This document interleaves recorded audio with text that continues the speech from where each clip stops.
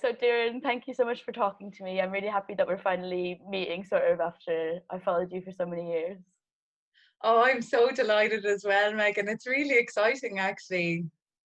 I know. I was just thinking today, I was making a few notes before starting this, and I was thinking about like how long I've been watching you in the car park, and it was so it was so nice to finally get your book in my hands after kind of witnessing all that. It was really special. I sometimes think I should revisit that, It started to feel a little bit like a diary. I was quite late to come to Instagram, and when I started writing this book, um, I should probably say, yeah, I was kind of drawn to writing it on the rooftop of a free multi-story car park in the small town where my kids go to school. And I got in the habit every morning when I was clocking in of taking a selfie there. Yeah. It started to, you know, it started to kind of almost become part of the process. And I suppose we're supposed to, or a lot of people are quite glib about social media, but I felt really heartened and encouraged every time people engaged with that. Anytime people said, "Oh, well done," you're at it again. Yeah. Every single morning for the years that I was trying to write the book, and it's a strange kind of collection now, I suppose, of Mm. photos that kind of document that process. And I mean, I didn't foresee that, it was kind of haphazard. Yeah, I thought it was really nice to see sort of a bit of the prosaic process stuff. Because I think a lot of times when people produce a book, it can seem from the outside as though it's this really magical sleight of hand they've done, and it's kind of nice to see someone show the daily ins and outs of it like that.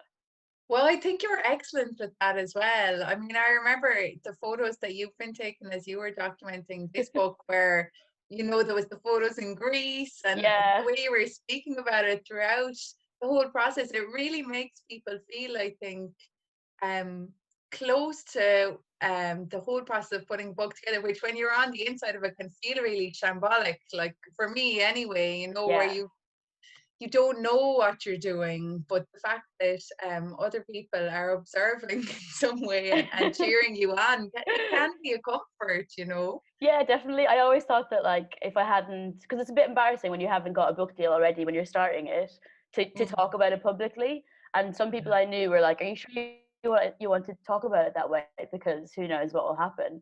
But I think it's sort of nice to have a bit of accountability to something outside yourself, and it made it feel a bit more like I had to follow through on it. Then Yeah, definitely. It sometimes that whole idea makes me think of starting out on a tightrope, and it's very easy if you start, well, maybe not easy, but like I can imagine starting out on a tightrope, getting the dishers a few feet out and deciding to try and reverse. But if there's a whole audience that you have gathered to yourself yeah, below you, you're more likely to try to persevere to the end, I think, yeah. maybe. Sorry, I just realized I totally jumped into that without doing any introduction.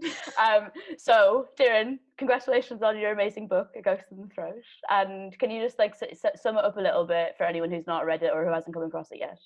Yeah, of course. A Ghost in the Throat is this book, which has been published recently by Tramp Press.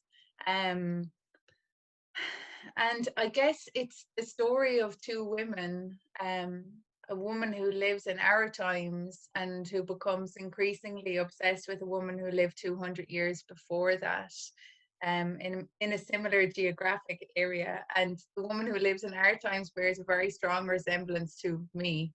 And the woman who lived long before is Eibhlín Dubh Ní Chonaill, who would be known, I suppose, in Ireland for having composed a very long a keening poem, um, which would be part of our literary canon and which a lot of people, but not everyone, would have studied in school. So the more that the character of me became obsessed with this poem, the more she felt as though she's reaching towards this woman in the past, and the more she wanted to know about her life beyond the poem, what her days were like before that moment of composition of her Caoineadh, and what her days were like after it. So it's kind of an adventure story. I guess it's a story about what happens when we try to press ourselves against the past and see what's still discernible of that past. And as I went about researching the life of Eibhlín Dubh Ní Chonaill, I really had to teach myself a lot of the skills required to attempt that kind of I'm reluctant to say journey because I know it all sounds corny, but like yeah, it kind of is a journey Yeah. in a way. But because I had to teach myself a lot of the skills as I was going, I tried to welcome the reader into that process and to come along with me in the fact that this is something I'm attempting, but that I'm not an expert by any means. Yeah. And so it was an interesting book to write because I felt so close to the reader as I was writing it. And what I found, as it's only quite recently published, but as it's beginning to make its way to readers, is that they seem to really respond to that sense of me trying to invite them into that process, you know. That was interesting to me because I wasn't sure whether readers would want to reject that. We're so used to these kind of books being presented to us as the work of someone who has expertise, I suppose, in that area, and to be presented as a series of facts or, you know, a Yeah. kind of like a straight biography. But this was much more kind of experimental, which is a polite way of saying, you know, a bit of a shambles. Yeah, one of my favorite bits in it is when you're in the library and you just put your head down on the desk and start crying because you've come to the account of, is it her son has written a sort of account of his life, and he's totally omitted Eibhlín from the account. Yeah, and that you know, it was really, I suppose, it was difficult to maintain a sense of intellectual distance from it as I was going through the process of trying to find traces of Eibhlín Dubh Ní Chonaill's life, because you're faced with so many gaps and silences when you're trying to find traces of the life of a woman, particularly one who lived so long ago.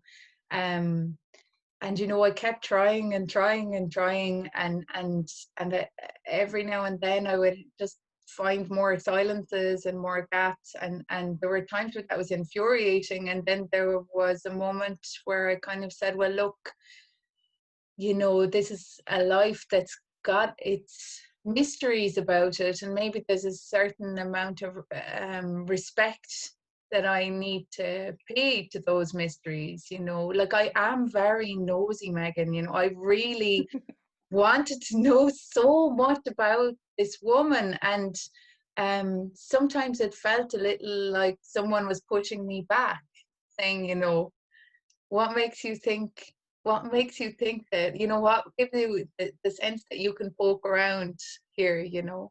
Yeah. And I know both of us were reading a lot of Janet Malcolm this summer, and I Yeah. found that so interesting, you know, her angle on how we feel like, particularly in biography, I suppose, that we can poke through someone's wardrobes, and, you know, that there is a kind of pleasure there, or overstepping boundaries, and the fact that once we can say, oh well, it's biography, that somehow covers us. But you know, it is a little bit rude, I think, sometimes. And I Yeah. did feel that sometimes when I was hitting the gaps, I felt a little bit like, okay, maybe step back, or, you That's know, it's interesting because strange. I would have thought, or I think a lot of people might assume that the kind of distance in time would reduce that, but that's interesting that still existed for you, even though it obviously was centuries ago.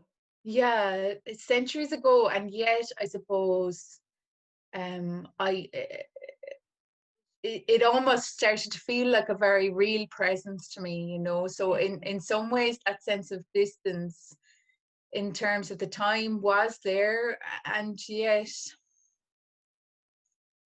I started to feel very close to her, and there was a certain amount of almost like something that felt close to intimacy sometimes, even though I know that sounds strange. So yeah, it was a strange kind of an experience overall, I think. Mm.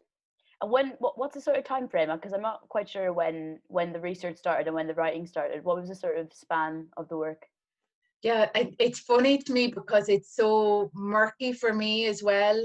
The like I tend to use time markers because it began for me in a lot of ways when we moved house from the inner city of Cork where we had been living, Yeah. and we moved to kind of a satellite town. And it was when I saw a sign for the graveyard where her husband had been buried. Um, and it was one of the places where she first recited this really famous poem, the Caoineadh. As well, when I saw that road sign, it ended up being very close to the little town that we were moving to. So I tend to use that as the marker, even though I would have been very familiar with the Caoineadh, and I was Yeah. one of the people who would have studied it at school, that I used that as a marker of kind of when the obsession really kind of, I suppose, began. Yeah. And but as for the writing process, that came much later. Right. And the process of writing it, like it grew initially from 2 essays. Like I didn't realize in like to begin with that I was working on a book, you know. Right. And I often envy novelists because, like, rightly or wrongly, well, I envy novelists for a lot of reasons, but for one of the reasons is that I always have the assumption that they somehow know what they're doing. Like, do you know, like, you go into the process of writing a book and you're like, I am writing a fucking book. Yeah, I mean, with the one that I've done, so with Acts of Desperation, when I started writing it, I thought it might be nonfiction, and I just wanted to. It was about a specific relationship, but then when I started writing that, I mean, for all the obvious reasons, you can't. You can't publish a book about another person like that, you know, like that's so about one other person. So then I just took a step back from it, and then decided I was going to make it fictional and changed all the story and changed the character into someone that wasn't real. So I think because it was that, I did. It was just the course of a relationship, really, and it was going to end. You know what I mean? so that sort of plotted it out as basically as that, and then filled in the rest as I went. But the next thing that I'm thinking about at the moment, I'm going to start writing the next one next year, and I sort of know what happens, but I don't know how it ends. So that's quite fun. And is it a novel? Yeah. Ooh. Yeah, really different. So totally not personal at all. So that'll be quite a relief, I think. Oh my God, I can't wait to read both of them. So exciting. And actually, that's something else that I think social media really gives us, is the sense of anticipation of, like, observing someone as they're writing a book, but also as they're growing towards subsequent books. And like, I mean, I do feel a sense of literary community, you know. Yeah, definitely. And it is interesting how you become really attached to people, you know, and to watching them working towards new books. Yeah, no, I love that as well. I think it is. I mean, there's a lot to hate about social media, but Absolutely. But I do love that. I love seeing people kind of like people who are a bit younger than me becoming really good over the couple of years in their 20s. I love seeing that period, you know. Yeah, absolutely. What was, Especially because I think sometimes through social media you have the sense almost that the person themselves that you're observing sometimes doesn't realize how good they are. yeah, absolutely. You know. Yeah, but I know because I'm observing you so carefully.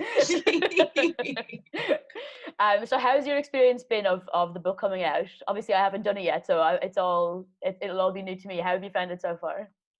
It's been really interesting. I suppose, like, one thing that's probably important to say is this is my 7th book. Yeah. And the other books were all collections of poetry, which is so different, and all of them were in the Irish language, apart from there was one book of poems that was fully in English, and one book that was like Irish and English on facing pages, like a book of translations. Yeah. So the process of publishing a book of poems and a book of prose like this is very different. I think with this one I was so lucky because I sent it to Tramp Press.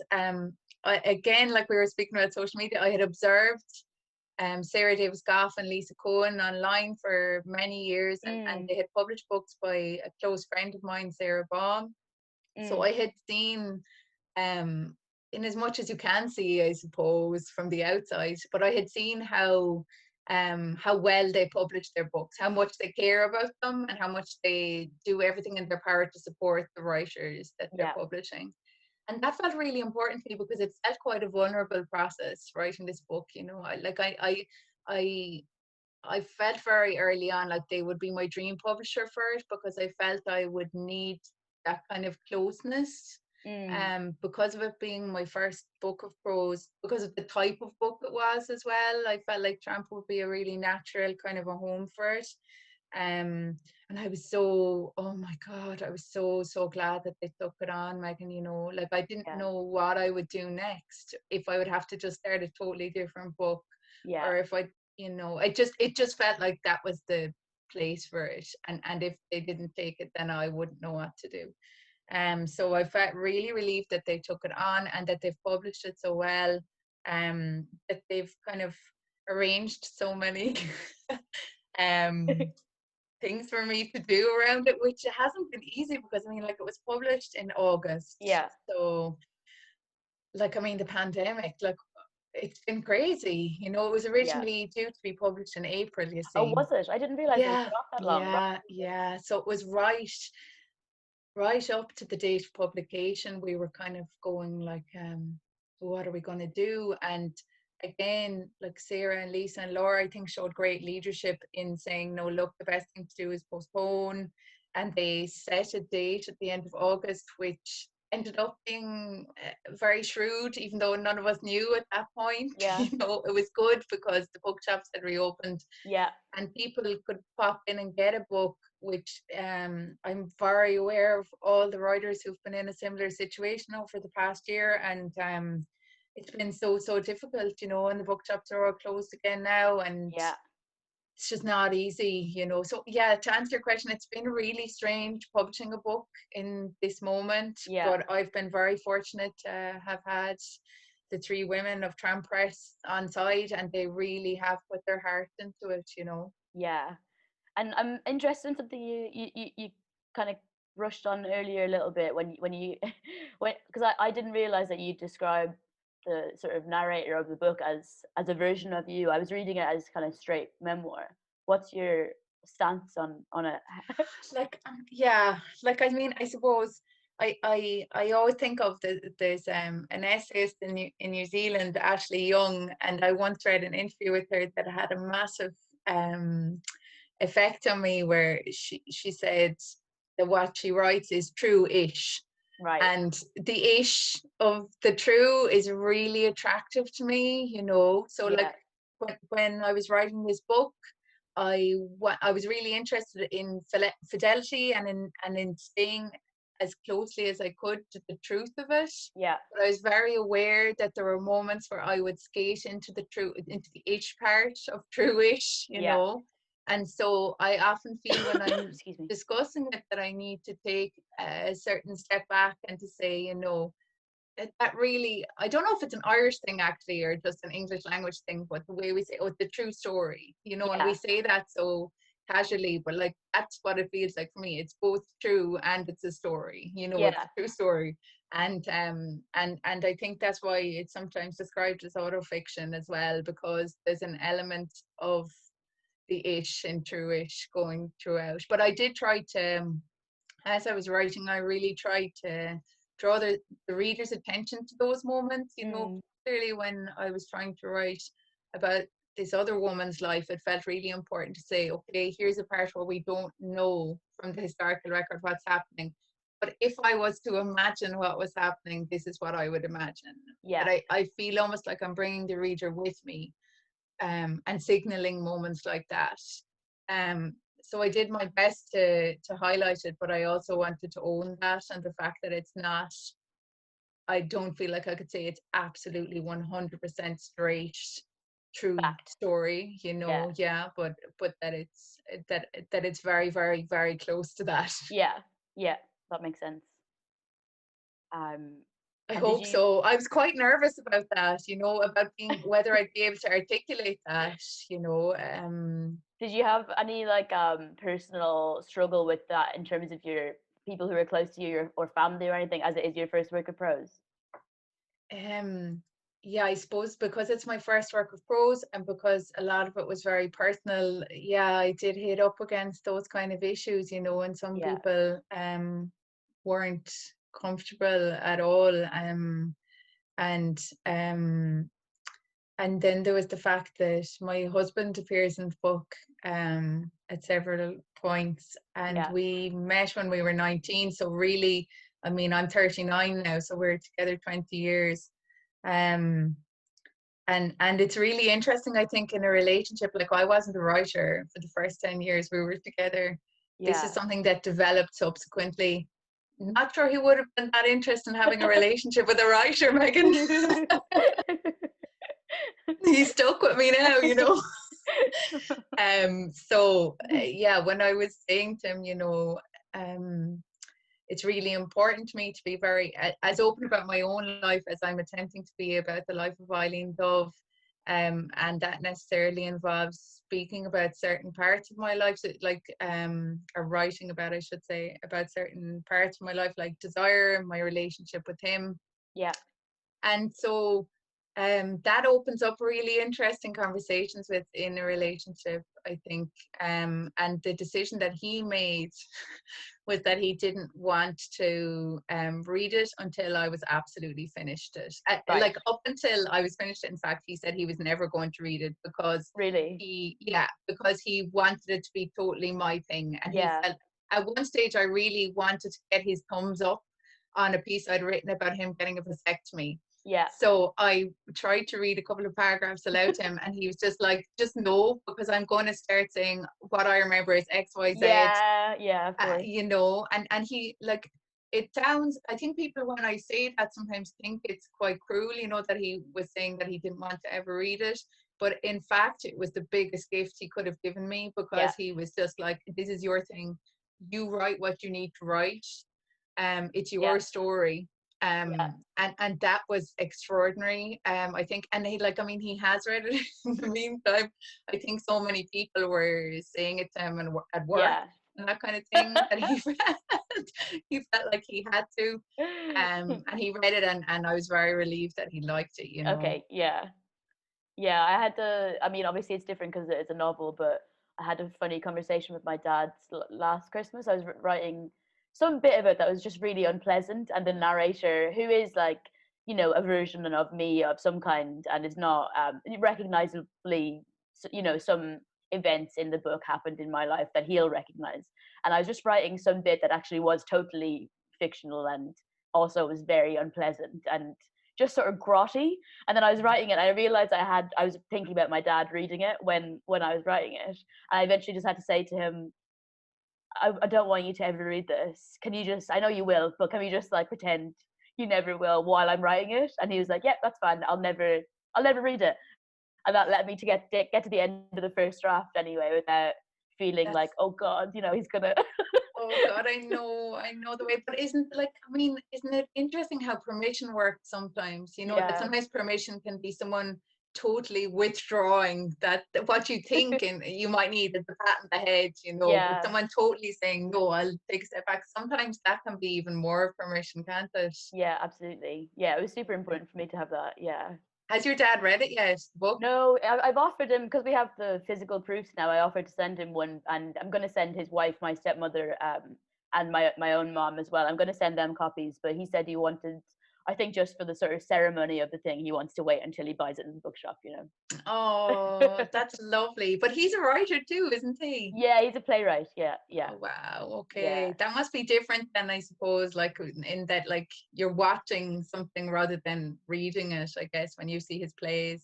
Yeah, definitely. And I think, I mean, I was saying to him recently, I think I've tried pretty much every form of writing except for anything to do with stage, you know. I've never gone, for a long time, I wouldn't even put dialogue in my writing because I was so wary of kind of, it wasn't that I was afraid of stepping on his toes or anything, but it just, you know, mentally it was like, that's over there, that's his thing. I don't Oh, want to. that's so interesting. Yeah. Gosh. Oh my gosh. So you would kind of like take a step back from that, I think I just subconsciously or consciously, do you think? subconsciously, I think, because it would have been, I would have been about 19 or 20 when I started writing stories, or like essays that were sort of stories, you know. Yeah. And I realized at one point there was almost no dialogue in them, and then I was trying to think about why, you know, I need to learn to do that and why I haven't done that. And then I thought, oh yeah, I think it is because I don't want to be notably bad at something that's like what he spends his whole life doing, you know what I mean? Oh, wow. That's amazing. but yeah, I've gotten over that a little bit now. But he said when I did say that to him about the book last year, he did say he had the same thing with his mother and father when they went to see the first play of his. Even having a swear word in it, he was sitting there like this. Yeah, it's really interesting. I can identify with that because when my mother read it, I was quite wary of what she would make of it as Yeah, well. I thought it would be quite difficult for her to read certain parts of it. yeah, For example, there's part of it when I was in university, and I think at that age, a lot of people, or a lot of people I've spoken to would have struggled with depression.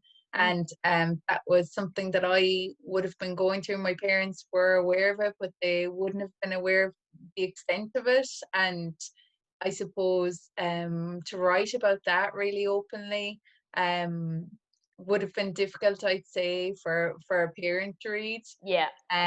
But it's interesting the way we kind of have to have very specific circumstances in which to create art like this and to write like this, and that there's the sense of it never having a readership of people who know you, that it's like a little Yeah, flame that you're trying to protect, especially as you say in the first draft where you really need that, don't you? absolutely. Yeah, yeah. I was thinking about that for whatever comes next. I wonder if I'll be able to be unguarded like that again. Because I didn't Mm, know when or if it would ever be published. So, and now that situation obviously will be a different dynamic after mm, it has been.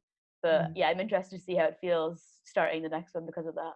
Do you know? Yeah. Are you working on another book now, or what are you up to at the moment? Well, there was a book of poems that I had started, a book of poems in English that I started back in 2015. So I've kind of been see, poems are different. You can dip in and out. I mean, Yeah. I wonder sometimes if it's a little like with your column, that Mm, it's a smaller piece, it's manageable. yeah.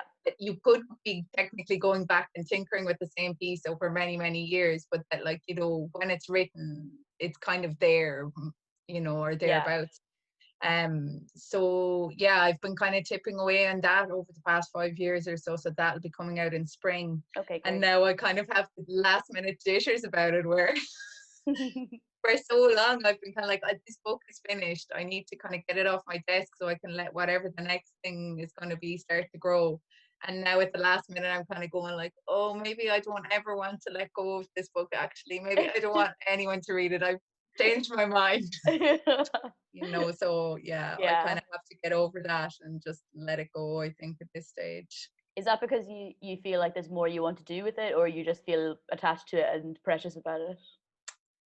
I have kind of a strange relationship with my writing, Megan, where I tend to I enjoy, again, I know it's cliche, but like I really enjoy those moments of flow when you're kind of caught up in what you're writing and in the moment of writing it. Mm.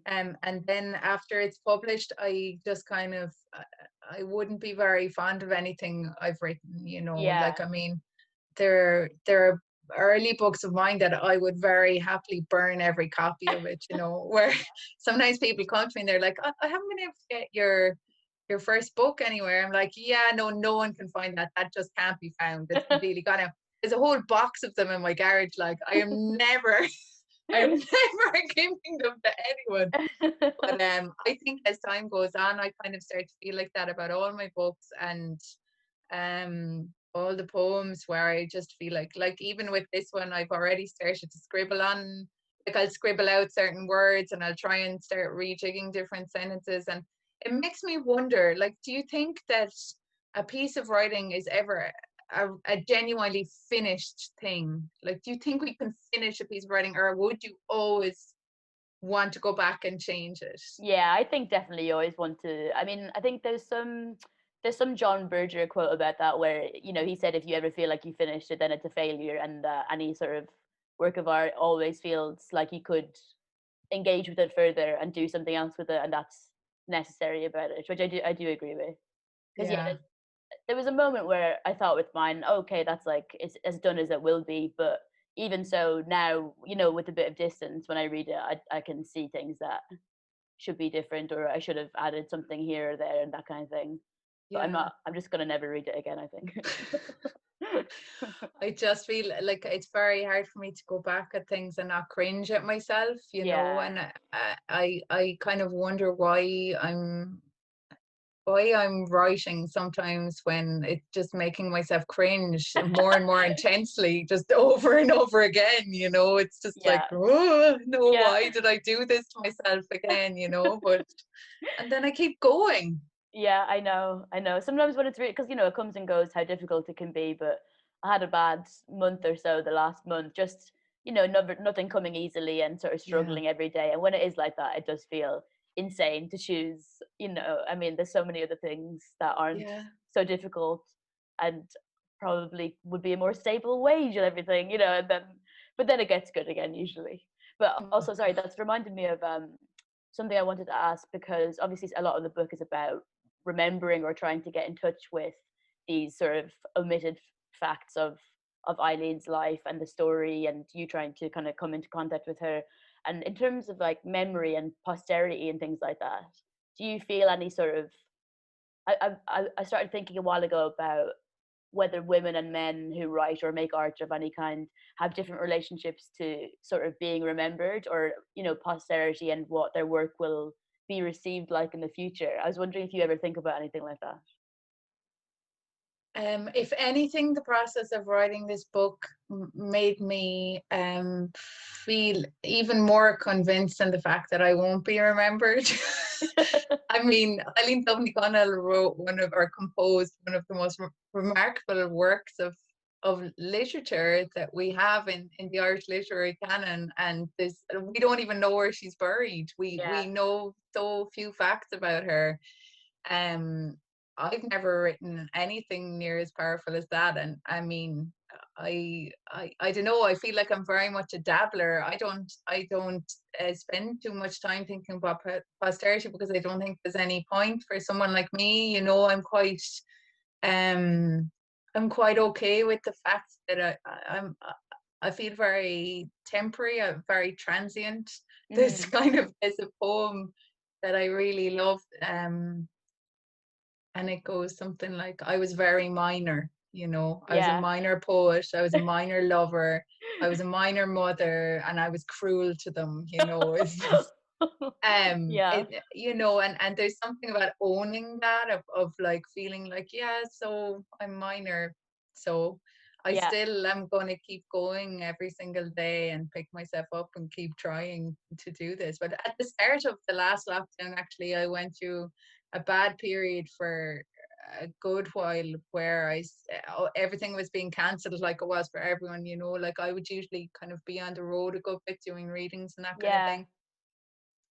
And everything got cancelled very fast, and the book was postponed, and Yeah. everything just seemed to be falling away. And I really started to wonder, and I don't think this was just me by any means. Like, you know, I've spent more than 10 years of my life trying to write every single day. You know, um I've behaved really badly sometimes and told myself that it's for the sake of my art. What was that all for? You know, what can you still be a writer if everything, all the structures you're used to around writing falls away, if your income falls away, if Yeah. the idea of ever publishing a book falls away, if Mm. the idea of having a readership falls away, and it ends up just you sitting at your desk and nothing beyond it? Do you keep writing? And like really felt I was grappling with that. And kept writing every day regardless. It was almost like so much of this book is about, I think, about compulsion. Mm. And I think the act of writing is an act of compulsion for me. You know, it's a release valve of Yeah. some form, and that's how it functions for me. And there was something kind of hopeful about the fact that even if everything falls away around it, like, you know, if the apocalypse was to start tomorrow, would I sit at my desk in the Yeah. morning? Probably would. And that's pathetic, but you know, that's kind of who I am now at this stage. You know, it's become so deeply part of me that I can't imagine myself without writing anymore. Yeah. Yeah. I Pretty think. bad, like it's pretty bad. But I mean, obviously, there must have been a point for you and me and anyone else who writes when you were a kid, and when no one except for your mom or dad or whatever would have read anything, and you needed it for some reason, and that probably I think that still holds true as well. Like I'm the same. I think I'm much less. I'm not a hard worker, to be honest. I think I probably write a lot less hours than you, but I think I'd have to do it in some way. Yeah. Yeah, but Megan, if you can get it down quick, then you don't need to spend hours at it. I always say to my dad, I'm like, I spend a lot of time suffering about not working, and that's like its own kind of work then, you know what I Yeah, mean? yeah. You've got to put in the hours of suffering. You've Yeah, got to do exactly. it. I do get those in every day, but then I'll write every third day or something. I just want to ask you to make sure before we have to wrap up, I wanted to ask one specific thing about the book, which was that obviously there's a few different instances of sort of donation in the book with the breast milk, and then also with the cadaver in the medical school when you talk about your university life. And then also obviously the book itself is sort of an act of devotion of a kind to Eibhlín, and you're sacrificing a lot of your time and effort into developing her, into finding out her story. And I kind of came away with an impression of you being someone who gives an enormous amount of yourself all the time. And I was wondering sort of if you think that's a wholly positive thing, or if it's something you need to sort of almost keep an eye on about yourself in terms of your personal life as well as your writing. Yeah, no, that's really interesting. And it was something that I wasn't as aware of about myself until I started writing this book. And I feel like books reveal themselves to the writer as they're going along. But they also reveal the writer to themselves. Like that's definitely been true of any book I've written, that when I come to the end of it and then there's kind of a gap of a couple of months after it's published, where you kind of have to think about it a lot because people keep asking you questions about it. Yeah. And you start to realize only with that growing sense of distance what the book was really all about and what it's been showing you. And yeah, it's that tendency is something I really have to watch in myself. And I think it's about obliteration. I think it's about self-obliteration, and how seductive it can be for someone like me to try to subsume yourself in anything, in any act, that sometimes it's occlusion as well, I think, and it's hiding behind things. But yeah, definitely it seems to be all about the act of self-obliteration, and it is, yeah, it's definitely something that I have to watch. And I'm grateful to all of my books, as much as they do make me cringe, as I said earlier. I'm grateful to all of them for what they've taught me about myself. I know, again, I'm skating on thin ice there with corniness, but no. Yeah, they've all taught me something different, and this one in particular has really taught me about that, and about areas that I need to be quite gentle with myself around, and also quite strict with myself to be careful around those kind of issues. And it's kind of embarrassing that I have to teach myself or learn these things about myself in such a public way, like but you have to publish a book about it. Why don't you just sit down and think about it, write it in a diary or something? Here we are. Here we are. I think we have to wrap up fairly soon. So maybe if you could read us a little excerpt from the book now. Sure, I will. Thank you so much. Thank you so much, Megan. It's been really interesting to Yeah, chat with you. great. Brought me in some very interesting directions there that I hadn't thought about so far. That's great to Thanks hear. very much. Thank you. I'm going to read a little bit about an animal that I got very fond of at one point. So it's just a little section of a chapter near the end of the book called Bad Tabby Cat. An old woman dies, and I arrive at her house with a car full of children and her keys in my handbag.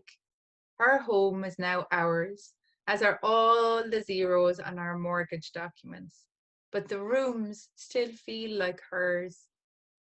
After the for sale sign has been removed, I hold tight to any small traces I find of this stranger's life. Her plastic pegs shivering on the clothesline, her teacups tucked into each other, neat as dreams, the basket of soft dusting cloths under her sink. Beyond her hangers, the wallpaper she pressed onto the interior of her closets gives them the air of distinct rooms within rooms. I attend tenderly to each of her machines, scrubbing them and setting them whirling once more, resurrecting the clockwork of the tumble dryer, microwave, washing machine, and dishwasher until they're all spinning again. Slat by slat, our flat-packed bed is assembled where hers stood for 50 years. I hope that I will hold a new baby here. Twisting the Allen key clockwise to tighten the headboard, I wonder whether I will inherit her dreams. In the garden is a stray kitten, scrawny and wild. Sweet little thing, I think, lifting her by claw and hiss from her wilderness of brambles. I press her to my chest. The harder she struggles, the harder I squeeze. Mine, I think, she spits. I've read that it's a kindness to neuter strays, but when I set to Googling local vets, I'm taken aback by the fee. I arrange an appointment nevertheless, and purchase a sack of cat food and a plastic carry cage. If this cat costs me money, she also costs me my husband's ire. It's not that he loathes cats, he says, or not only that. It's the fact that I continue to foist further responsibilities on us without ever pausing to ask. More babies, more plans, more pets. I shrug. Let him be angry. She's worth the price. My fierce green eye. I delight in her delight. When I spy on her tossing the gruesome corpse of a mouse in her paws, puppeting it back to life, I think how alike we are, how alike. She grows fond of me too, and takes to sleeping in our bed, kissing her cheek against my chin every evening until I'm drunk on the golden whiskey of my own benevolence. My husband kicks in his sleep. The calendar carries us to the day when the vet will perform the cat's operation. I lock her in the plastic cage and pay him to knife her and steal all her future kittens. She was right to be suspicious. When she wakes, she staggers away from me fast, lurching groggily through the garden. I chase her with my arms wide open. Here, kitty, here, kitty, kitty, kitty, kitty. Thank you. Oh, thank you so much, Doireann. Yeah, that was such a nice conversation. I was really nervous, but I'm glad that it was so nice. Oh, Megan, I'm so glad that you were able to chat this evening, and I'm so glad to be able to talk to you about this book. And I can't wait to read your book. Oh, thank you. I was just thinking I'll get someone to send you one soon as I'll get some Will readers you? to do that. Yeah, definitely. Great, Yeah, I'd I'll love get your that. address. Yeah. That'd be fantastic. Thank you. So yeah, thank you, Doireann, and thank you to Waterford Writers Weekend for having us as well.